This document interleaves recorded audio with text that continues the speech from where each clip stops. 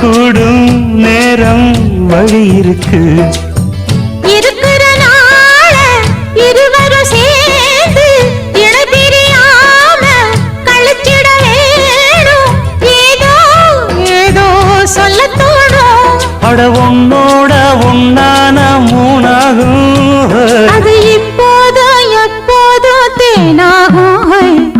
பள்ளிக்கூடம் போகலாமா, அதுக்கு புத்தகத்தை வாங்கலாமா? எல்லோருக்கும் நல்ல பாடம் சொல்லாமலே புரியும் பாடம். அட ராசாவே ராசாவே ராசாவே வா.